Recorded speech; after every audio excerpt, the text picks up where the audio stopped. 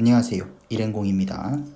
한국사 기출 비교 리뷰를 시작합니다. 총 2편으로 나누어서 진행을 할 거고요. 오늘은 그 첫 번째 편입니다. 제가 몇 번 비교 리뷰를 해드렸던 적이 있어요. 행정학 기출하고 문법 요약서, 그 다음에 문법 문제집, N제, 뭐 700제, 800제, 900제, 1000제 이런 식의 비교 리뷰를 올려드렸던 적이 있는데, 그때마다 아직도 꽤 긴 기간 동안 검색도 해주시고 영상도 들여다봐 주시고 하셔서 감사하게 생각하고 있습니다. 그런데 한국사 기출문제집에 대한 비교 리뷰가 없더라고요. 실제로도 그렇고 그냥 뭔가 대략적인 뭔가 수치적인 부분들을 리뷰해 놓은 건 있었는데 딱 뭔가 실제적으로 내용까지 들여다보는 리뷰가 없어서 이번에 한번 준비하게 되었습니다. 고정훈 선생님이 이 말씀을 많이 하시죠. 그리고 이 두 분보다 실제로 더 많은 문제수를 넣은 기출 문제집도 있는데, 어쨌든 이 세 분이 현재 공무원 한국사에서는 이제 3대장이라고 할 수 있기 때문에 세 분을 기준으로 말씀을 드리면 상대적으로 고종훈 선생님이 조금 더 슬림한 기출, 나머지 두 분이 조금 더 볼륨감이 있는 기출, 요렇게. 그래서 계속 이 말씀을 하시더라고요. 벽돌 기출에 대한 언급을 하시던데, 아마 이 두 분 입장에서는 이렇게 말씀하실 수 있을 것 같습니다. 엄청 줄였다. 엄청 줄였다. 어떤 식인지 이번 영상을 통해서 확인해 보실 수 있을 것 같습니다. 대상 교재는 아까 썸네일로 보여드렸던 것처럼 총 4개입니다. 고종훈 선생님이 1200제와 800제로 나뉘기 때문에 총 4종이고요. 전한길 선생님의 3.0, 문동균 선생님의 기출은 문동균, 고종훈 선생님의 1200제, 800제 이렇게 비교 리뷰를 진행해 보겠습니다. 이번 1편에서는 총 3가지를 비교할 겁니다. 전체 문항수, 작년이랑 비교했을 때 얼만큼 차이가 나는지까지도, 그리고 단원별 수록 비중은 어떻게 되느냐, 그러니까 얘는 출제 비중이랑도 연관이 되겠죠. 그 다음 해설지 구성, 그리고 독학이 가능한지 여부, 그리고 추가로 대략적인 가이드까지 드릴 수 있도록 하겠습니다. 그러면 이 편에선 뭘 할 거냐면, 제가 이 한국사 기출 문제집 비교 리뷰를 한다고 했을 때 가장 많이 주셨던 질문, 여기 위에 나와 있는 3개를 제외하고 가장 많이 주셨던 리뷰 질문은 1200제랑 800제랑 나머지 전한길 선생님, 문동균 선생님 기출에서 문제가 차이가 뭐죠? 이거거든요. 뭐가 빠졌고 실제로 빠질 문제가 빠졌는지, 이런 거, 이 내용 문항 선정에 대한 질문이 가장 많았어요. 그래서 요거는 1편에 지금 말씀드린 요 내용들이랑 묶어버리면 리뷰 영상 길이가 너무 길어질 것 같아서 2편으로 나누어서 진행하도록 하겠습니다. 첫 번째, 전체 문항수입니다. 올해를 기준으로 말씀을 드리는데, 전한길 선생님이 1705문항, 문동균 선생님이 1596문항, 고종훈 선생님이 1200문항, 800문항 이렇게 진행이 됩니다. 고종훈 선생님이 2021 대비 기출부터 1200제를 도입을 하셨고, 그 이전에는 9급 기출이 1500제 내외였습니다. 문동균 선생님의 올해 기출이랑 분량이 비슷했었어요. 물론 이제 9급이랑 7급을 나눠서 출판을 하셔가지고 구준생들은 7급 기출 풀지 말라 이렇게 말씀을 하셨었는데, 어쨌든 1200제를 도입하신 지는 올해가 3년 차입니다. 그렇기 때문에 범위에 대해서는 크게 뭐 고민을 하실 필요는 없을 것 같고, 이제 중요한 거는 이 원래 기존에 좀 두껍다라고 일컬어졌던 선생님들의 기출 문제집이 얼마나 얇아졌느냐겠죠. 전한길 선생님 작년 대비 457문항 줄이셨고, 문동균 선생님 204문항 줄이셨습니다.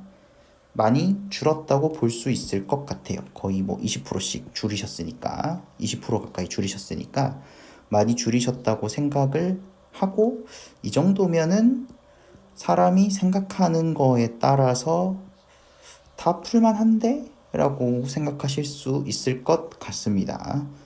1200제부터는 요렇게든 대동소이하다고 볼 수 있지도 않을까라고 생각하실 수도 있을 것 같아요. 물론 이제 다른 과목과의 상황을 고려해 보셔야겠지만 일단 전체 문항수는 이렇습니다. 전한길 선생님 1705문제, 문동균 선생님 1596문제, 그리고 고정훈 선생님 1200제, 800제 이렇게 보시면 될 것 같아요. 그 다음에 두 번째, 기출문제집이라는 것 자체는 어쨌든 출제 경향을 담고 있을 수밖에 없는 교재이기 때문에 한국사 같은 경우는 단원별 출제 비중에 따라서 기출문제집이 어떻게 구성되어 있는지도 볼 필요가 있어서 준비해 봤습니다. 단원별로 수록 문항수부터 좀 볼게요.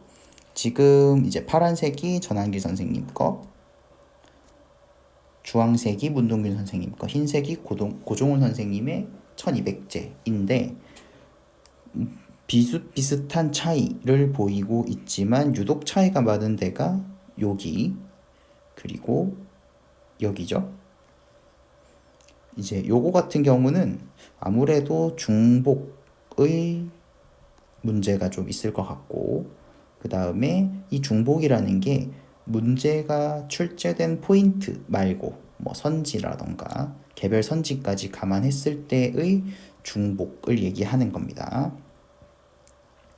그래서 문항 수는 요런 식 정도의 차이가 나고, 제가 나중에 블로그에는 정확한 수치를 좀 올려드릴게요. 요거는 그냥 이런 흐름이구나 라고 보시면 될 것 같고, 이제 출제 비중입니다. 요거는 뭐랑 연동이 되냐면 실제로 구급에서 출제가 되는 비중인데, 보시면 전한길 선생님의 조선시대, 요거는 여기는 이게 전기, 후기 합쳐진 수치예요. 보시면 비율은 거의 비슷하시죠. 대부분의 단원에서. 그러니까 어떤 선생님의 기출 교재를 선택하든지 출제 비중에 따라서 기출 학습을 할 수 있다. 이렇게 보시면 될 것 같습니다. 실제로 이론 강의에서는 전근대사랑 근현대사 비중이 출제 비중이랑 맞지 않으신 분들이 꽤 많이 계세요. 제가 나중에 또 한번 올려드리겠지만, 그렇긴 한데 기출문제집 같은 경우는 그렇지 않았다. 선생님들께서 대부분이 출제 비중에 맞추어서 기출문제를 편제를 하고 계신다. 이렇게 보시면 되겠습니다. 그래서 기출 수록 비중은 거의 대부분이 전 단원에서 모든 선생님이 세 분 모두 출제 비중이랑 비슷한 포션을 가지고 기출 문제집을 구성하셨다. 이렇게 보시면 되겠습니다. 그 다음에 이제 해설지 봐야죠. 전한길 선생님부터 보겠습니다. 보시면은 이런 식이에요. 기본적으로 보시면 위에는 문제, 아래에는 해설이 나와 있고, 그리고 각 문항별로 난도가 표시가 되어 있습니다. 이 난도는 스텝 1, 2, 2에서 최고 난도, 이렇게 표시가 되고요. 그 다음에 저는 개인적으로 마음에 들었던 거, 소단원별로도 있지만 전체 연속 번호도 함께 표기를 해 주셨다는 게 좀 좋았습니다. 그래서 하나씩 뭔가 전체 진도를 나가면서도 내가 어느 정도의 진도를 나갔는지 확인해 볼 수 있는 상황이 됐고요. 상문하해 위에 문제가 있고 바로 아래에 해설지가 있는 형태이고, 해설지의 포맷은 보시면 이렇습니다. 크게 요소가 이렇게 나뉘거든요. 필수 개념 혹은 키워드, 요거는 사료에 관련된 키워드를 말합니다. 그리고 정답 분석, 선지 분석, 개념 확장, 요렇게 하나, 둘, 셋, 넷, 5개의 요소로 해설지가 이루어져 있어요. 보겠습니다. 왼쪽부터 볼게요. 필수 개념, 문제의 정답을 내는 것과 관련된 필수 개념이 간단하게 수록이 되어 있고, 그래서 정답 선지가 여기에 어떻게 적용이 되는지, 나머지 오답 선지는 어떻게 제거해야 하는지, 그리고 관련된 개념은 무엇이 있는지 이렇게 보시면 될 것 같은데, 실제로 응제시주라던가 역대 총목 요런 거는 좀 과하죠. 이제는 안 나올 것 같은, 조금 과하긴 하지만 그래도 전한길 선생님의 필기노트나 이런 쪽에 실려 있는 정도는 다 실려 있다, 이렇게 보시면 될 것 같고, 그 외에는 요거는 키워드, 필수 개념 대신에 키워드 그리고 자료 분석이 있는데, 요거는 사료에 대한 분석이라고 볼 수 있고, 마찬가지 정답 분석, 선택지 분석, 그리고 개념 확장인데, 요거는 뭔가 필수 개념을 이제 서술식으로 기록해 놓았다라고 볼 수 있을 것 같습니다. 이렇게 진행이 되어 있어서 실제로 개념 확장과 관련된 부분은 뭔가 좀 심화적인 부분도 있고, 필수적인 부분도 있다, 같이 섞여 있다, 이렇게 보시면 될 것 같고요. 그 외에 이제 빈출 지문이 OX로 구성이 되어 있습니다. 소주제별로 OX가 구성이 되어 있고요. 작년에는 기출 변형 OX라고 해서 별도의 책이 있었는데, 이게 올해는 기출 문제집으로 통합이 되어서 들어왔습니다. 그런데 문항수 자체가 아까 앞에서 보셨다시피 450문항 가까이가 줄다 보니까 이제 요게 들어갈 수 있는 공간이 생긴 거죠. 그렇게 보시면 될 것 같습니다. 전한기 선생님의 해설지 포맷이었고요. 그리고 다음 문동균 선생님 보겠습니다. 문동균 선생님의 해설지 포맷은 실제로 요거 대표 기출이랑 출제자의 눈을 제외하고는 거의 전한길 선생님과 동일합니다.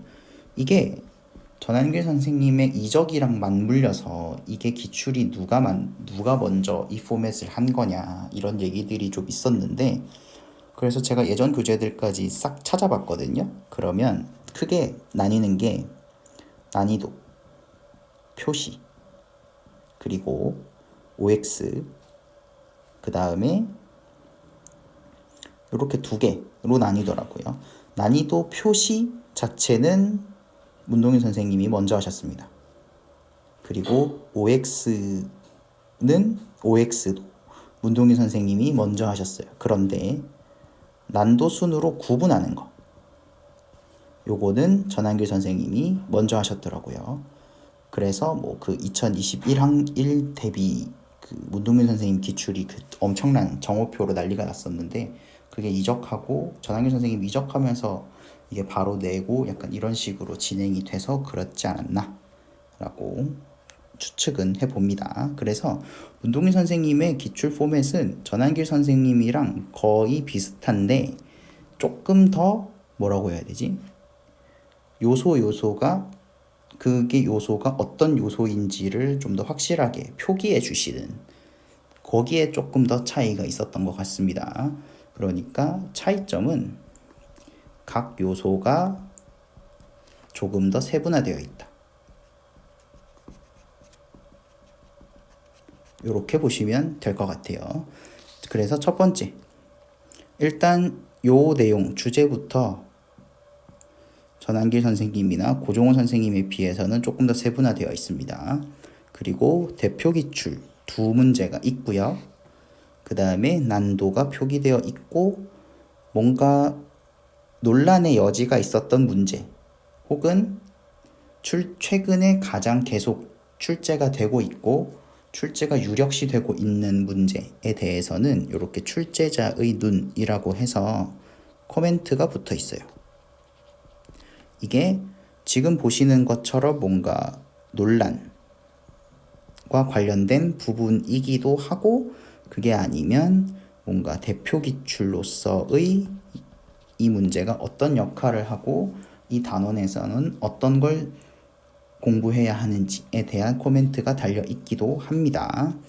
그래서 문동균 선생님 거는 이렇게 구분이 돼요. 대표 기출이 있고요. 출제자의 눈 있고요. 그 다음에 자료 분석, 정답, 오답. 그 다음에 핵심 개념과 심화 개념으로 나뉩니다. 핵심 개념과 심화 개념으로 나뉘는데 전한길 선생님 교재에서 그냥 단순히 개념 확장이라고 써여 있던 게 문동균 선생님 교재에서는 핵심 개념과 심화 개념으로 나뉘어 있다. 이렇게 보시면 될 것 같고 그래서 이런 것도 그렇고 교재가 컬러로 구성된 것도 그렇고 약간은 조금 더 각 요소들이 좀 더 세분화되어 있어서 눈에 잘 들어온다. 이렇게 보시면 될 것 같아요. 그 다음에 전한길 선생님도 마찬가지로 뭐 필기노트 몇 페이지 이런 식의 표기는 되어 있지 않지만 문동균 선생님 같은 경우는 각 문항별로 이렇게 다 기본서, 한정판 여기가 붙어 있는 거를 볼 수 있습니다. 이렇게 보시면 될 것 같고 그 다음에 마지막 마찬가지로 추가 기출 OX가 붙어 있어요. 이게 문동균 선생님의 예전 2018, 19 교재 같은 경우는 그냥 이게 OX 문제 형태가 아니라 그냥 바로 옆에 O, X 이런 식으로 바로 답이 표기가 되어 있었는데 얼마 전부터 이게 문제 형식으로 바뀌어서 들어왔습니다. 마찬가지로 상문 하해 규정 구성을 띄고 있어요. 이 전한길 선생님과 문동균 선생님 두 분 다. 마지막 고종원 선생님입니다. 고종원 선생님은 좌문 우회 왼쪽에 문제 오른쪽에 해설 이렇게 구성이 되어 있어요. 이 부분은 고종원 선생님께서 문제를 정답지를 보지 않고 일단 푸는 게 더 중요하다라고 말씀을 많이 하시면서 본인께서는 절대 이 포맷을 바꾸지 않을 거다라고 못을 박으셨어요. 그래서 실제로 저는 개인적으로 문제 밑에 바로 해설이 붙어 있는 것보다 문제랑 해설이 분리되어 있는 쪽을 저는 선호합니다. 개인적으로는 그렇게 선호하고 뭐 사람마다 다를 수 있죠. 다만 문제의 번호와 해설지의 위치가 동일하게 구성이 되어 있다는 점, 그 다음에 여느 선생님들과는 다르게 한 페이지에 무조건 최대 4문항까지만 수록이 되어 있어서 편집이 좀 균일하다는 점, 요 점은 다른 선생님들의 교재랑은 좀 차이가 있다라고 볼 수 있겠고 고종원 선생님의 해설의 특징은 어떤 식이냐면 전한길 선생님이랑 문동균 선생님은 보시면 해설에 해당하는 해설을 구성하는 요소 그러니까 자료, 관련된 개념, 선지, 관련 자료, 그러니까 관련 개념 내용을 다 구분해 놓으셨잖아요. 이렇게 각 요소들별로 구분을 해 놓으셨고, 전환기 선생님도 마찬가지 구분을 해 놓으셨는데, 고종원 선생님은 문제를 풀어가는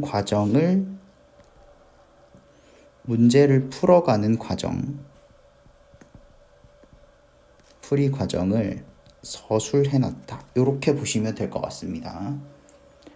자료에 접근해서 정답 선택지를 골라내는 이 과정을 서술식으로 구성해 놓았다. 이렇게 보시면 될 것 같아요. 그래서 그냥 틀린 문제가 있으면 그냥 쭉 읽어보시면 그냥 이렇게 푸는 문제고 이런 내용이 포함이 되어 있는 문제구나 라고 판단하실 수 있는 형태이고, 전환기 선생님이나 문동균 선생님의 교재는 문제를 구성하는 요소 하나를 좀 잘라서 본다. 이렇게 보시면 될 것 같고, 고종훈 선생님의 교재는 한 문항 자체를 풀어가는 과정이다. 이렇게 보시면 될 것 같습니다. 그래서 좀 정리를 좀 하자면, 정리는 마지막에 해드릴게요. 그리고 이전에 나왔던 지문이지만 중복 때문에 좀 제외가 되었던 지문들은 복습 지문의 형태로 실려 있고, 그 외에 나머지 사료에 대한 얘기, 관련 개념에 대한 얘기, 이런 것들은 여기 해설 서술에 모두 포함이 되어 있습니다. 요게 나머지 두 분과 고종원 선생님의 가장 큰 차이고, 난도 표시도 항상 해놓으셨고, 제 기억에는 난도 표시를 아마 제일 먼저 하셨던 걸로 알고 있어요. 처음에 거의 2년차, 3년차 예전 기출부터 난도 표시가 되어 있었던 걸로 제가 기억을 합니다. 그리고 전환길 선생님의 기준으로 최고 난도 문항들은 다 부록으로 빠져 있습니다. 이것까지 포함해서 1200제이기 때문에 실제로 여러분들이 9급을 대비하기 위해서 보셔야 하는 문항 수는 좀 더 적다. 한 20문항 정도 더 적다. 이렇게 보실 수 있겠습니다. 그래서 앞에는 이 4칸짜리가 문항이 없어요. 그런데 여기에는 다 4칸짜리 문항들로 구성이 되어 있습니다. 이렇게 보시면 될 것 같습니다. 그래서 정리를 좀 해보면 이런 식이에요. 해설지만을 놓고 봤을 때 전환길 선생님이랑 문동균 선생님은 각 문항의 구성 요소를 나눈다. 그러니까 기출 문제를 공부의 대상으로 삼는다. 이렇게 보시면 될 것 같고, 그의 반면에 고종훈 선생님은 문제를 풀어가는 과정, 쉽게 말하면 기출 1회독 과정, 처음 풀 때, 그리고 그 1회독 이후에 문제풀이 과정을 복기하고 리뷰, 첫 번째 1회독하고의 리뷰를 훨씬 더 중요하게 여긴다. 이렇게 보시면 될 것 같습니다. 이렇게 말씀드리면 두 가지 종류의 기출문제집 해설을 어떻게 보면 가장 명확하게 말씀을 드렸다라고 볼 수 있을 것 같아요. 그래서 문동균 전환길 선생님의 기출은 두고두고 공부하는 용도, 몇 번씩 보면서.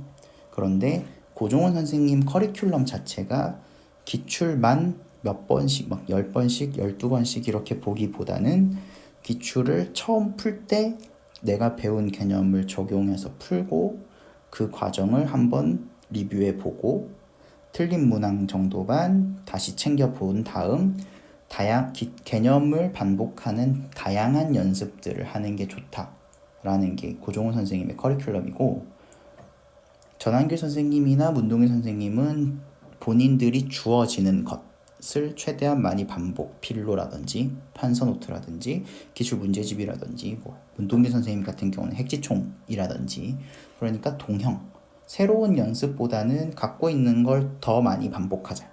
고종원 선생님은 반복의 방식을 좀 다양화하자 이 주의이기 때문에 그런 부분들도 해설지에 조금 기출 문제집의 포맷에 조금 더 드러나는 게 아닌가라고 생각을 합니다. 그래서 그러면 나는 뭘 골라야 하느냐 이렇게 좀 정리를 해봤습니다. 일단 기본은 이거예요. 기본은 이겁니다. 내가 현재 이론 강의를 들었던 선생님의 기출을 활용한다. 이게 기본입니다. 굳이 갈아탈 필요가 없다. 뭔가 특별한 사유가 아니고서는 그냥 이론 강의를 수강했던 선생님의 기출을 활용하시면 되겠습니다. 그런데 전공 과목 때문에 한국사의 공부 비중이 낮다. 그러면 기출 문제집의 분량은 좀 줄이고 동형 연습 넘어간다거나 기성모를 한다거나 이런 식으로 처음 할 때 1회독의 주기를 최대한 줄이고 반복을 여러 번 하는 게 좋겠다라는 생각이 있기 때문에 저는 그래서 800제를 추천드립니다. 800제를 여러 번 보시고 거기에 다양한 방식의 반복을 얹어가는 것이 좋지 않겠나라고 생각이 들고 그리고 나는 올인원 같은 기출 강의를 듣고 싶다. 이러시는 분들 분명히 계시거든요. 그러니까 문제를 중심으로 기출을 공부하고 싶다. 이런 분들은 문동규 선생님 교재 하시면 됩니다. 전한길 선생님은 필기노트를 같이 보기 때문에 뭔가 강의의 중심이 필기노트에 있어요. 그러니까 내용을 많이 반복하는 쪽에 가까운데 문동규 선생님은 문제를 풀어가면서 개념 설명을 좀 같이 하시는 게 전한길 선생님보다는 조금 더 그 성격이 강하다. 그러니까 포커스 자체가 기출 문제집에 맞춰져 있기 때문에 전한길 선생님은 필기노트랑 기출 문제집으로 좀 분산이 되지만 문동균 선생님은 기출 문제집 교재 자체에 집중이 되기 때문에 올인원 같은 기출 강의를 듣고 싶으시면 이 교재가 맞다고 생각합니다. 그리고 이거는 저의 개인적인 의견이에요.